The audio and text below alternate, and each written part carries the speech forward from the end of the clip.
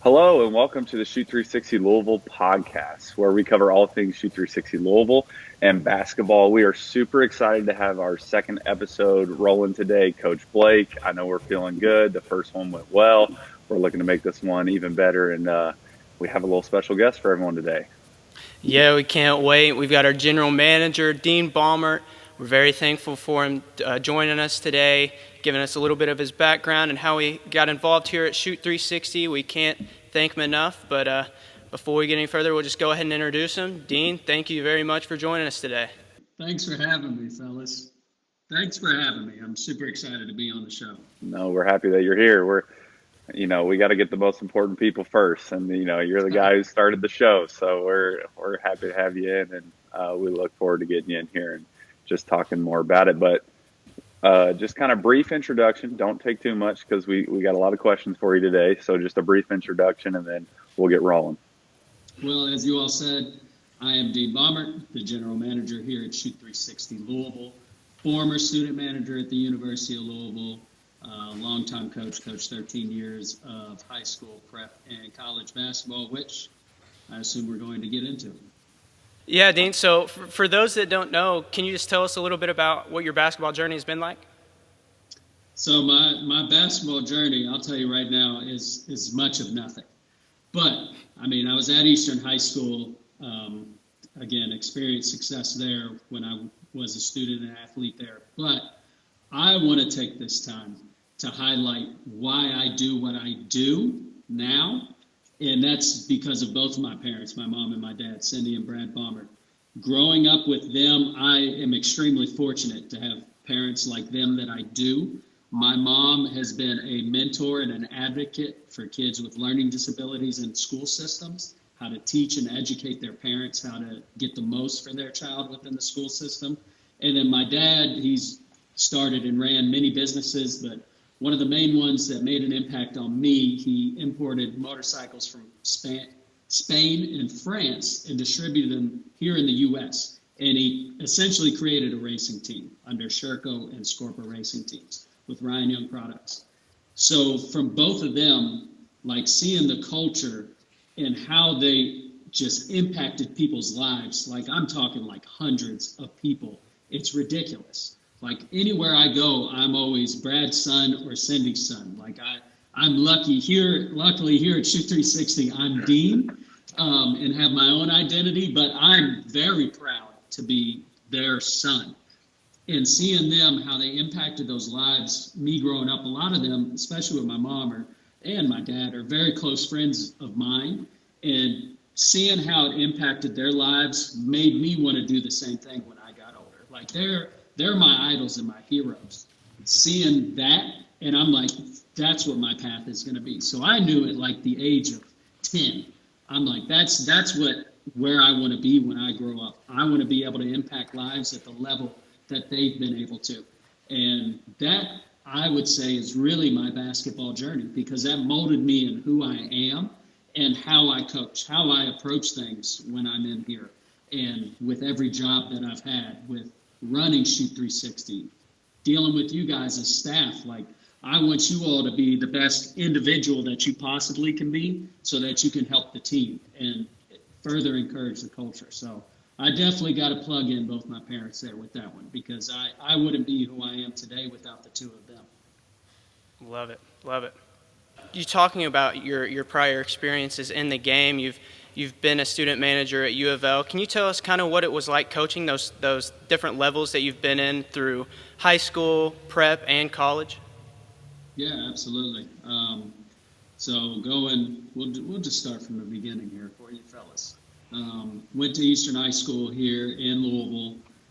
We went to the state tournament my senior year. Is the first time Eastern had done that since 1997. That was in 2009. I'll go on ahead and age myself out here for the audience. We went to the state tournament that year, so spent 4 years at Eastern High School, got to experience that, and then went on to the University of Louisville to be a student manager under Rick Pitino. At the time, I just was committed to being a student of the game and wanting to learn more and eventually become a coach one day, whether that was at the high school level or college level, whatever I was lucky enough to be a part of. While I was at Louisville, got to meet awesome people there, including our owner, Peyton Siva, and his wife, Patience, and experienced a ton of success while there. We won 2 Big East championships, a regular season, as well as those 2 tournament championships, a Final Four, and a national championship, which I had just exited right before we went and got to do that. So that was fun, but still was pretty heavily involved with a lot of the players on that team. Russ Smith, Peyton, obviously, Stephen Ventries, Mike Mara, Luke Hancock. I can go down the whole roster, Kevin Ware. Know all those guys really well, so I was still able to be around. They'd call me to help them work out and stuff like that during that year. And then, got to learn from a lot of great coaching minds there, not just Rick Pitino, but Stephen Masiello, Richard Pitino, Mark Lieberman, Wyking Jones. I can go on and on. Kevin Keats, who was just recently at NC State and took them to the Final Four. Ton of great basketball minds there that I got to learn from in my time, and that really kind of started my trajectory into coaching. 3 student managers right here. I mean, that's, Yeah. hey, Yeah. come on, we're doing it. All right. I mean, that's awesome. So after my journey at U of L, which obviously was awesome, I listed all those awesome things and awesome people I got to know. I got into coaching high school basketball at my alma mater, which, again, I'll repeat, Eastern High School, probably one of the best high schools here in the city of Louisville, if you didn't know. I don't know about all that. But yeah, there was a family friend of mine, DeMonte Hassel, was living with my family at the time. He was going into his senior year at Eastern, and they had just gotten a new coach, David Henley, and my former coach, Jason Couch, had just left for Shelby County. So Mont, as he went by, just asked if I could give them a ride. It was their first summer practice, and I'm like, yeah, sure, and took them up there, and they were having to practice at Mid-America at the time because Eastern was undergoing renovations, and I went in and didn't really even have a plan to do it, but walked in, I introduced myself to Coach Henley, was like, hey, former alumni, have a lot of pride with Eastern. I'm really excited to see what you do with the program. And I just noticed that he was the only one there for practice. And I'm in the back of my head, I'm like, well, who's helping him? And I just went out and said, hey, would you like some help today? Like, this is what I just got done doing. And he's like, yeah, sure. And so I helped him out that day, and I guess he was impressed with what I was able to do in my short time there, and asked if I'd be willing to help him the rest of the summer. And if there was a job opportunity available by the end of it, then I would be the first to know. And so he put me in charge of the JV players and helping him with varsity throughout that summer. Coach Willie Warren, who was the coach at Crosby beforehand, he came on to become the freshman coach with us that summer. In the JV squad, not patting myself on the back, it's all the players, but we only lost 1 game all summer. So we had a ton of fun doing it. So he just saw that and asked me if I wanted to stick around long term. And so that spawned into 6 years with him at Eastern High School, where we won a district championship, beating our rival Ballard, who we beat Ballard, and had some decent success there, made it to a regional semifinal in the 6 years there, quarterfinals a few times, but that was a really fun journey. And while I was there, former student manager as well, Jeremy Kipnis, who was there with me at Louisville when I was there, came back into town, and he had started a prep school called Aspire Academy. And they had their first year out in Arizona, and then he was bringing it here to Louisville because he knew basketball community here, how much people loved it, and they'd pour into it. And I think we bumped into each other at a restaurant or something, and he just asked me what I was up to these days. We got caught up, and he was like, hey, why don't you come to a practice? Or I take that back. He asked if I could come help him get the house ready where all the boys were going to be living. And I'm like, yeah, man, I'd be happy to help you. So I went there, and while I was there, he had a couple assistants lined up, Corbin Maynard and Damian Anderson, to help him out, and just asked me, he's like, hey, man, we were in the trenches together. I know I can trust you. I know you're going to be loyal. Would you want to help me out? And I was kind of in a pickle at that time. Of course, I'd love to do it. Coaching prep school guys, like these are guys that we're getting for high major basketball. But I was going into the season with Eastern. Like, The season's about to start in a month. So I'm like juggling in my head, well, what do I do here? And kind of figured out, well, maybe I can balance the two of them and coach at both places. Seemed crazy, but I'm like, well, if anybody can do it, it's a former student manager that just does not care what the grind is. We're going to get it done. That's right. And I went in and asked Coach Henley for his blessing to be able to do that, and told him, hey, Eastern will be the priority. If there's ever a conflict in one or the other, Eastern always get priority. I will be here for everything you need me to be here for. I won't miss anything. And at first, he was kind of conflicted on it, just because, as any head coach, you don't want your assistant coaching at two different places. It's just kind of janky. But I tried to tell him, like, hey, we're never going to play any of the same people. We're never going to be even in the same realm of competition. Like, this is something completely separate. They play on a national schedule. And then he was fine with it. And we went into that final season. I juggled the two. And that was a lot, because at that time, the house that the boys were living in was in Douglas Hills out here in Middletown, and they were attending DeSales High School. So we had to go pick them up in the morning, get them all in the team van, drive them out down to the South End in time for school. And then I went to work, and then went to Eastern, and then went back out to DeSales for Aspire practice. A lot of fun.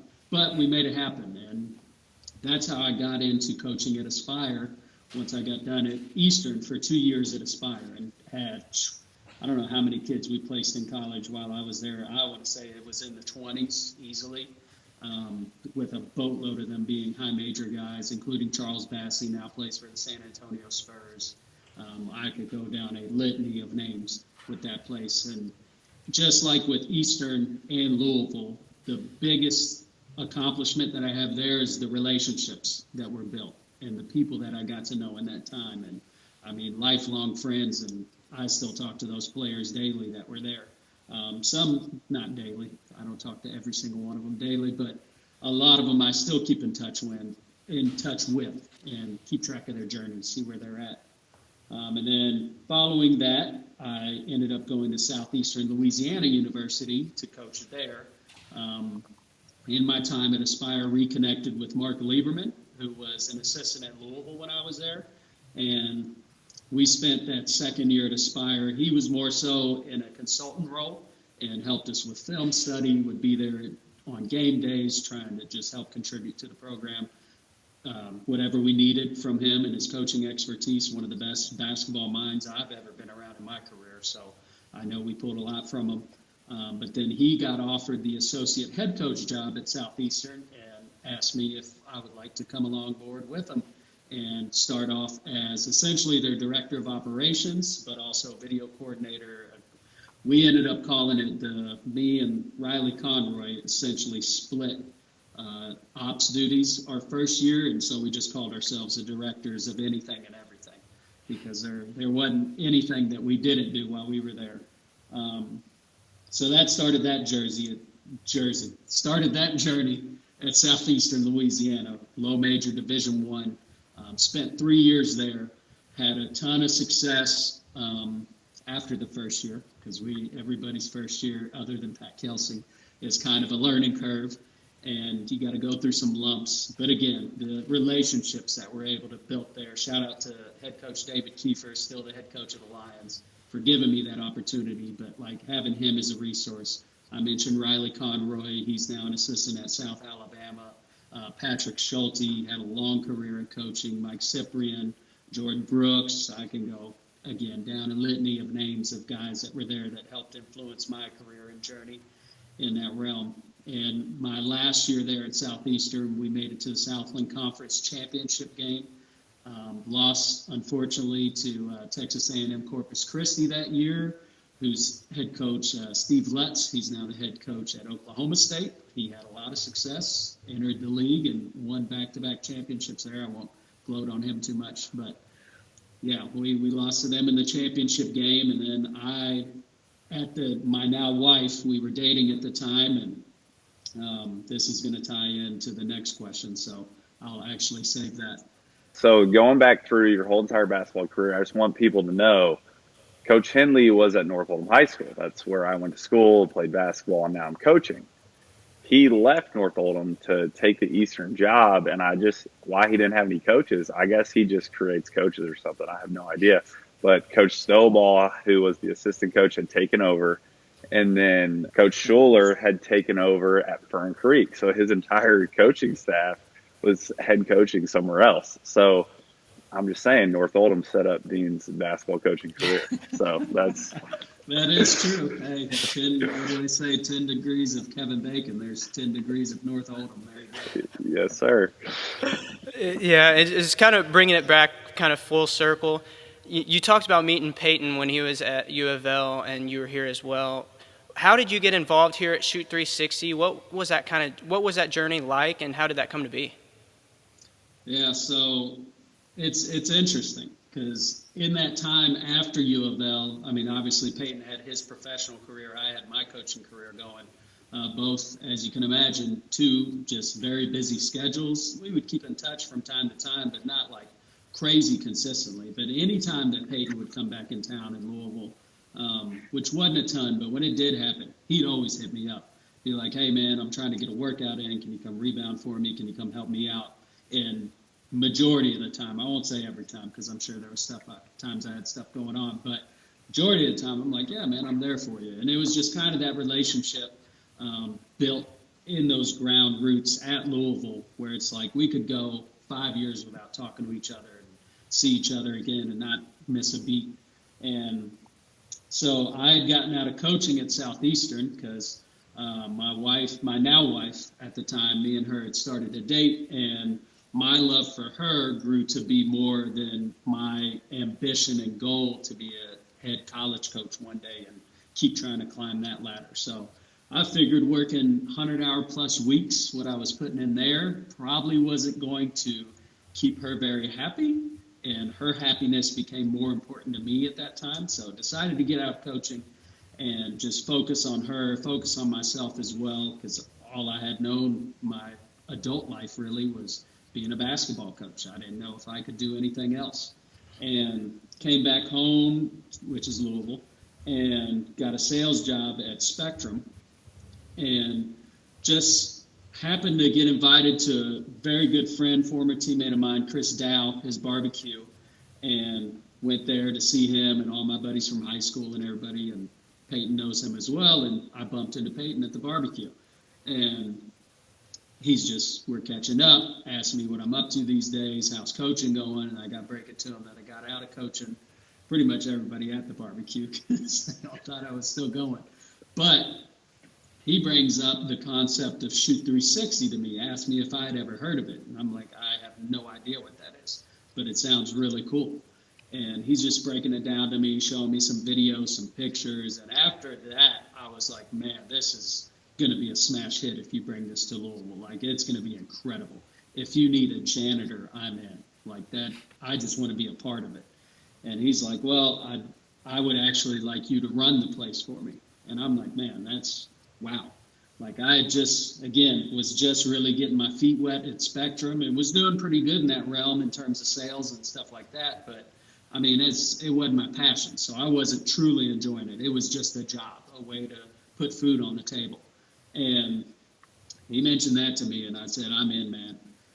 You let me know what to do, and we're doing it. And then we just went from there. We went out to the franchise conference in San Francisco and got to know all the people in corporate and other franchise owners and managers and just kind of picked their brains on what their journey's been like. And then we got this place rocking and rolling at the end of September, and then hard opened in October, and it's been up from there, man. Well, Dean, you've been a fantastic leader for everybody, and we talked about you and patience and Peyton the last podcast, and it's been a really fun journey, and I mean that's what it takes to be great, to be successful, and that's what this location has done, and to go head first and go all in, and you all have done that, and we can appreciate that, and that's why we're doing this podcast, and it's been a fun ride. So that sounds like a heck of a journey. Yeah, and I can't thank Peyton and Patience enough for, again, giving me this opportunity. Like, I really feel like I'm just this, obviously it's not true, but it's just how I feel. I feel like I'm just this bumbling idiot going along things, just bumping into people, and they're like, man, we want you to do this. Coach Henley, I'd love for you to help.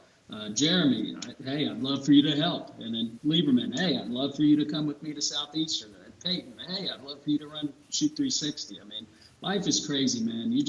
You never know how it's going to happen or where it's going to take you, but you take that ride and you end up where you end up, and just do everything you can to be as good as you are in your role. I mean, you guys know it as former managers. I mean, you got to grind. You got to do whatever it takes to get the job done. And that's, again, I feel like a bumbling idiot because I feel like I've just stumbled upon these different opportunities, but it's the work you put in once you get them, and then you take it from there. Yeah, for sure. One thing that we got introduced back when I was in middle school and you and Peyton just graduated. You guys would run these basketball camps around Louisville and Southern Indiana. And one thing that you all did a phenomenal job is finding people that have been, you were there, Peyton was there, Russ, everybody that had been around this high successful basketball and really wanted to see you succeed. And now you get here at Shoot 360 where instead of these camps, you can be here every single day and you're surrounded by people of the similar qualities. What was it when going into the hiring process of finding these trainers? What was it that really stuck out to you about the people that you were able to bring in? So, obviously we wanted to target people that had a pretty high level of a basketball background, whether it was playing or coaching. That's who you want to have in the building because, that entices parents to want their kids to learn from them. But I made it very clear, and Peyton was on board, same with Patience. Like, we all had the same kind of mission about it. You had to be a good person, and you had to know how to treat people the right way. I could have cared less if somebody came in with a 20-year career in the NBA or 20-year career of developing D1, D2, and AIA players. Like, you could have whatever resume you want, but if you were not a good person and didn't have a good personality and knew how to treat people the right way, you would not work here. Because you could go to your favorite restaurant, they have your favorite dish there.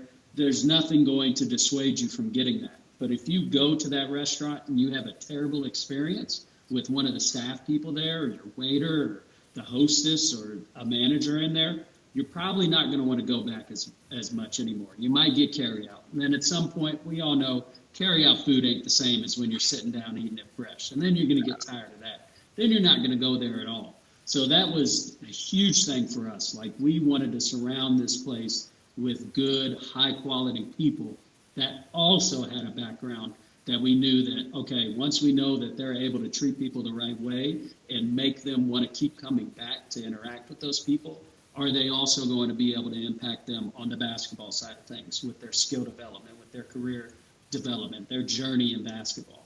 So that was a heavy, heavy focus for us, was just, you have to be a good person.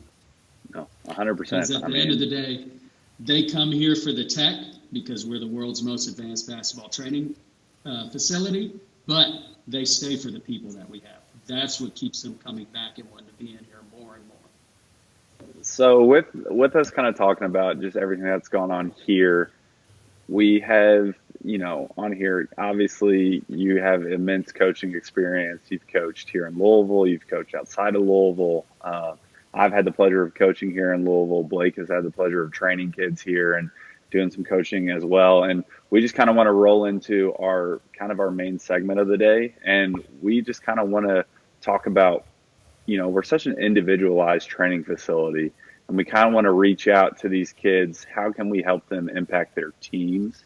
And so we kind of want to focus on today, what does team mean? What is team when you're talking about playing for a coach or an organization or a program?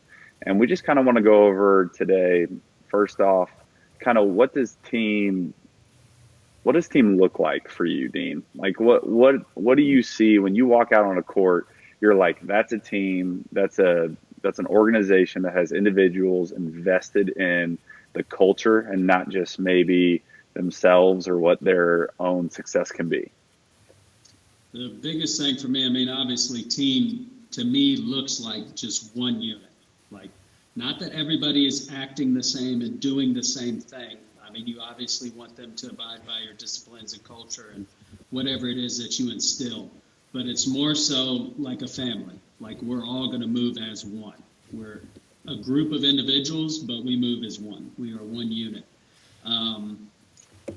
I would say the biggest, no, because I just said that's the biggest thing for me. Another big thing for me is how do you act when nobody's watching, when the cameras aren't on, when it's not game time? Like how our staff acts while they're in here when maybe earlier in the day when we don't have as many members in here. Like, are you still finding a way to be productive? To me, like that speaks to your culture and what your team believes in. Like if you see guys, like I would see it at the high school, like talking with the players' teachers, even at the prep school, and heck, even a little bit in college. Most of them took online classes though.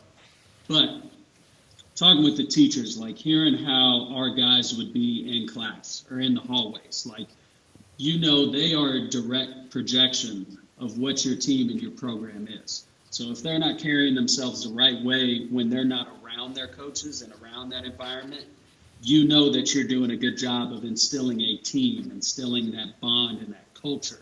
So to me, it was always, what are you doing when you're not here in this environment, or when you're not expected to do this thing, play at a high level and win games? What are you doing when you're in the hallway? How are you interacting with people? How are you treating people? For me, that screams what your team is. And then here in the facility, how that translates is how are our members interacting with each other here in the facility, but also with the coaches here in the facility. And then where does that take them going into their team or their program or even community? Like, what are we instilling in them here that they can take outside of this building?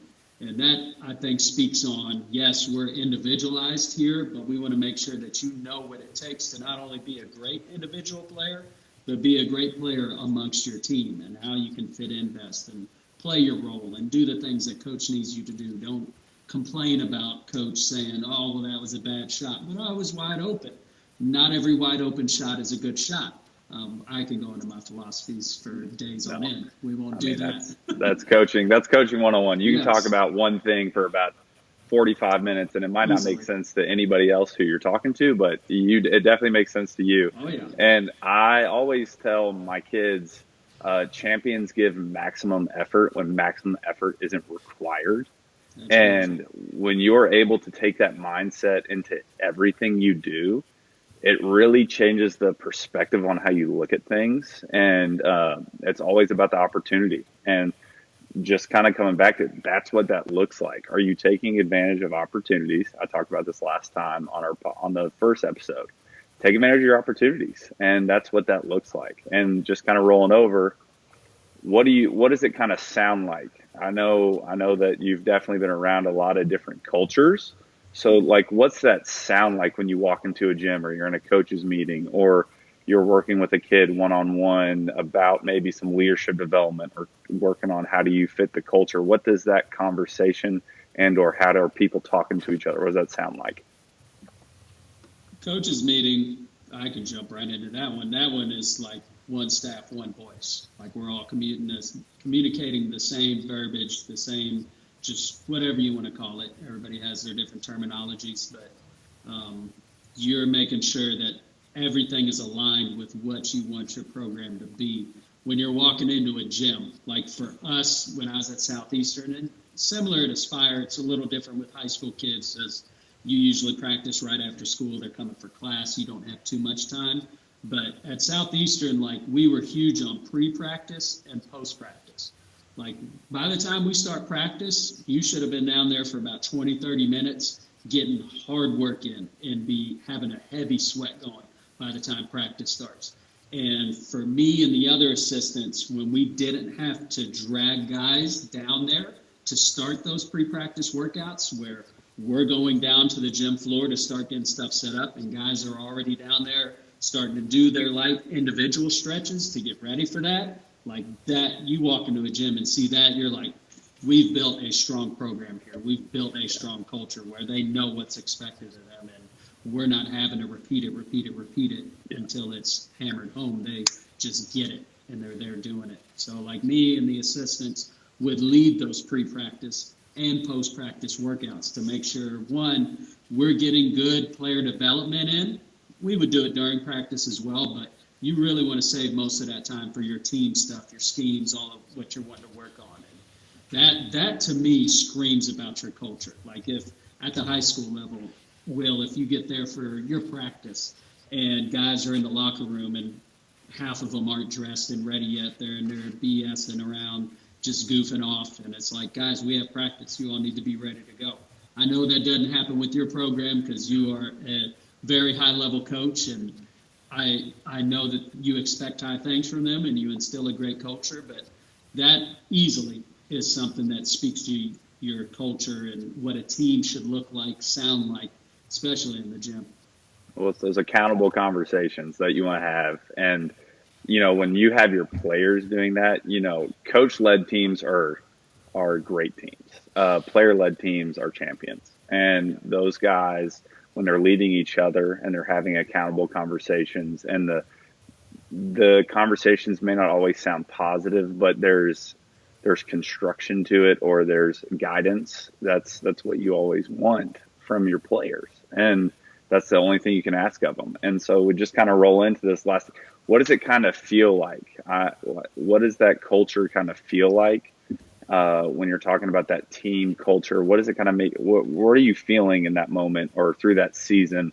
Is it a good feeling? Is it man, this is a grind, but I know people have my back? Is it a feeling that I'm unstoppable? You can't beat us? Like, what's that feeling kind of feel like when you're looking at that team culture? I would say you just hit all the feelings. But when you have a good culture and you know what to expect out of your group. I mean, I'll tell you, my senior year at Eastern, like I literally, at no point, it didn't matter how much we were, and we only lost 3 games the entire year, so it helped. But at no point in any game did I feel like we were going to lose a game. Like, even if you're down 10 with like 2 minutes left, you have that gut feeling like we're going to find a way to pull this out. And I was extremely fortunate to be able to experience the success that I did under Jason Couch while I was at Eastern, to then go to Louisville and experience that as well, where you expect to win games. It's not like if we do this, and this, we might be able to pull out a win. It's if we do this, and this, we are going to win. There's no might, maybe, nothing. Like, we're winning the game no matter what. And then same thing at Aspire. I mean, I will say at all those stops, we had a crazy amount of talent. And as you know, you have a talented team. You don't have to be the greatest coach in the world, but you do still have to keep them in line. And that's just, like you said, the feelings of it. The biggest thing is, like you said, feeling unstoppable. When you have a good culture and the whole team is one, you have a good family, a good unit, just good leadership, like you really feel like there's no way we're going to fail. We have excellent preparation. We have excellent everything else to get ready for this game. There's no way we lose. And if you do, hey, we can go back and correct those mistakes. But you have all the feelings in the world of, yes, and definitely the second one, it is a grind, a major, major grind. And there's times in it where you're like, golly, this is a lot. But the reward always outweighs that grind in everything. With Shoot 360 being such an individual-focused training facility with the skill courts and the shooting courts where you're able to come in and get time in as you please, what can these kids do that can really help translate what they're doing in here to on the court with their teammates? Biggest thing would be taking it home with you. Whatever you work on in here, that's whether you have a basketball hoop at home or not. I mean, with the Shoot 360 app, you're able to access all of the skill court workouts, like the drill packs that are on the skill courts and the shooting courts. So it's something you can take with you and do at home outside of this facility, or even at your school gym or YMCA, wherever you use to go work out at a local park. That would be my biggest thing. But outside of that, like we've talked about endlessly at this point, just the culture and the experience and just how we treat them to be, or not treat them, how we teach them to be as people in here. And that, more than anything, you should correlate to your team setting, with your teammates, with your coaches, like knowing how to be a good person and how to fit within what your team needs you to do, what your coach needs you to do, and take what we're teaching you here and learn how to implement that into your role or your situation of what you're doing. And if what you're working on in here doesn't translate immediately, that's okay. Keep working on it, because the moment that you do get that opportunity to showcase anything that you've worked on, you want to be ready for it. Because if you're not working on it because, oh, coach only wants me to run to the corner and shoot threes, that's great. Be great in your role.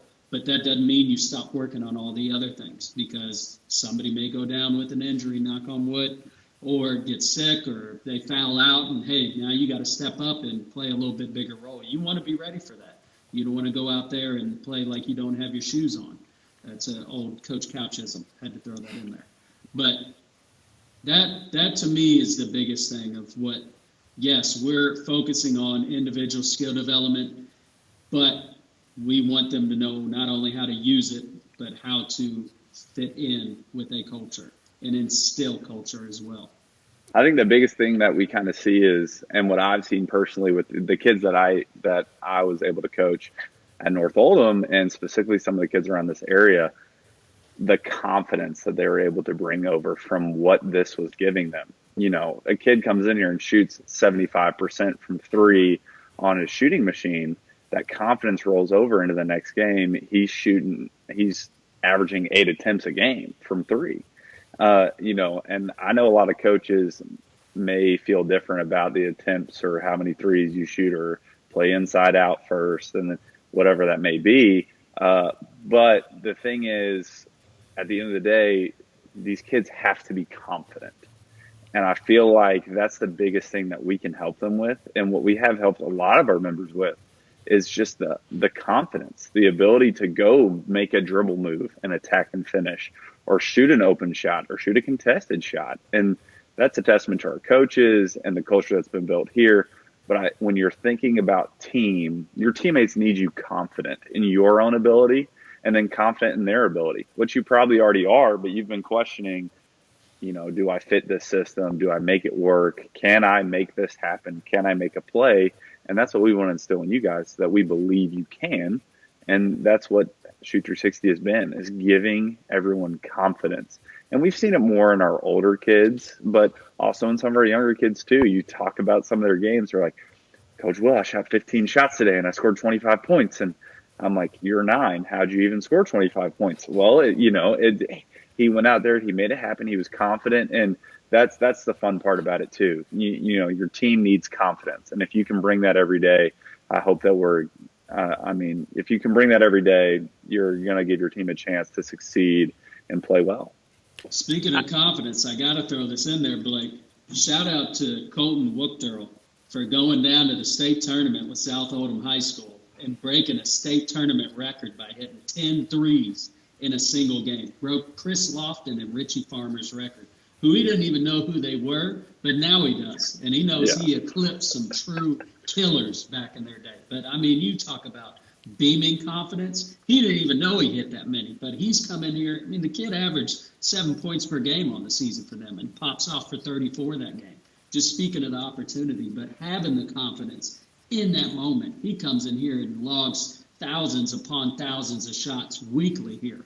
So when that opportunity presented itself, man, did he make the most of it. Had to shout him out. 100%.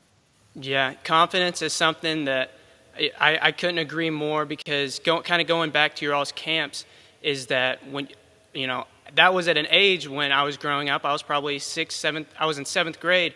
And one thing I'll never forget, I was actually cut from my 6th grade basketball team. And the reason I was told is the coach told me, you can't dribble enough with your right hand. And that was something, you know, from that young of an age, it really stuck with me. And then I stuck with the game, and I went to your guys' camps. And that's the one thing that you guys did is, you know, I could have quit and everything, but you guys made sure that if I missed a shot or something, you guys were over there picking me up. I'll never forget diving for a loose ball and Russ coming over there and picking me up and just saying, we see you. And it's like Russ, Peyton, Chris, Troy, Mike, all those guys they played such an influential part of my life. And, you know, I could have just back then quit and rolled up and just say, he's right, this isn't built for me. But, you know, my 7th and 8th grade year, there was games where I went out there and I was starting games. And so, you know, you guys have done an incredible job of making sure that this culture is one of building everybody up, and you've done exactly what you guys did in those camps. You've brought it in here and implemented it into a day-to-day, so I can't give you guys props enough to what you guys have been able to build. Confidence is key. It's a mindset, man. It's a mindset. I don't know if I've ever told you this, Blake, but like, you all know how camps are. You got a boatload of kids out there. Not unfortunately, sorry, parents and kids, hate to break this to you, but not everybody stands out. But in those camps, like everybody that he just mentioned, all the coaches, we were talking about Blake after every day at camp, because what he was doing out there was just sensational and just gave maximum effort on everything. And then even after those camps, years going on, obviously you followed all of us on social media, and we followed you back. And we were able to keep up with your journey, whether it was through basketball and then through baseball. And like outside of those camps, we talked about you. And that's why when you first reached out to me about potentially interning here, I immediately hit up Peyton. I'm like, you're not going to believe who just hit me up. And I reached out to Sly and reached out to Russ and Troy. And they were like, man, that's so awesome. We love Blake. Like immediately, without them having to be like, oh, who was Blake again? Like they immediately knew who you were just because of those few moments at camp where you talk about us being able to impact you the way you impacted us and how we saw things. And I just want to make sure you know that, man. I appreciate it. That's the one thing that I've always tried to just keep them is how you do anything is how you do everything. And we'll kind of get into that with our ending questions. But the one thing that is how you do anything is how you do everything, meaning if you're not going and touching that end line in practice when you're running, you're more than likely you're not going to hold yourself accountable to counting your shots and your misses and makes. And if you're not counting your misses and makes, you're letting your entire team down. So it's like, yeah, I definitely appreciate it. Well, I think that's a perfect segue for us to kind of get into those questions. And I had a question for our members already, but just kind of this conversation has sparked kind of a different question for them. And I want to ask you all this. Are you all willing to instill confidence in yourself, and are you willing to instill confidence in your teammates over the next 3 months in the AAU? I want you to have an approach of I'm going to be confident on the floor, and I'm going to instill confidence in my teammates. And I'm just going to challenge you with this. Are you willing to go be a vulnerable leader in the sense of open up, say, hey, I believe in you. I want you to be great, and I also want to be great. So let's go be confident together. And I want that challenge to be there for our members. And so that's my challenge. That's my question for our members today. Can you go be confident, and can you go instill confidence in your teammates? Yeah, I love it. I love it.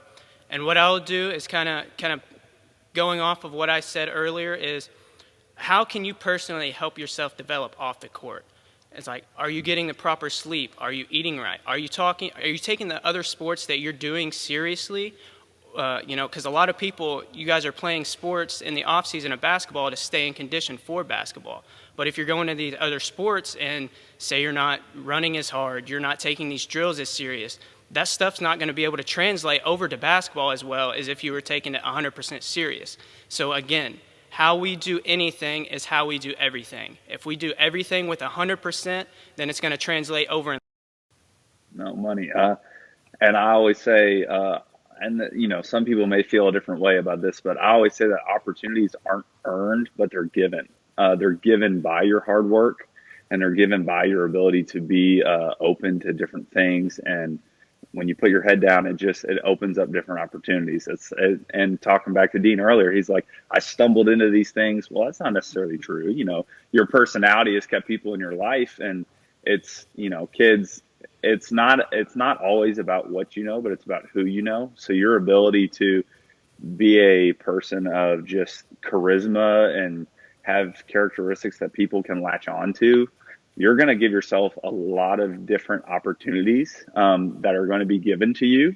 And that's why I kind of have that approach to it, because, those opportunities are given, and you have to take advantage of them. And it's that simple. But Dean, do you have any challenges, any questions for our members as we kind of wrap up this week? Yeah, my biggest challenge is come in here, get to know a coach that you may not know as well. Yes, we all have our favorites. It's okay. You could admit it. But you still want to learn from as many people as you possibly can. We have a litany of great basketball minds, IQs, skill levels that are coaching in here. They wouldn't be in here if they weren't. So make sure that you're learning from as many people as possible that you can while you're in here. That's what I always tell the people the first time they walk in. We have coaches from different avenues, different perspectives, different ways. I started my basketball journey my sophomore year of high school. Some of our coaches started when they were 4. Some of them have been coaching and playing their entire lives. It's all different perspectives, and they're positive and they're diverse. And I think we bring a really elite level. So yeah, but Dean, we appreciate having you on today. It's been a pleasure, and we look forward to getting this posted. If everybody could like, comment, and subscribe, and we're going to continue to roll out these episodes, and we appreciate our members, and hope you all have a great week. Yes, sir. Appreciate it, Dean. I appreciate you guys.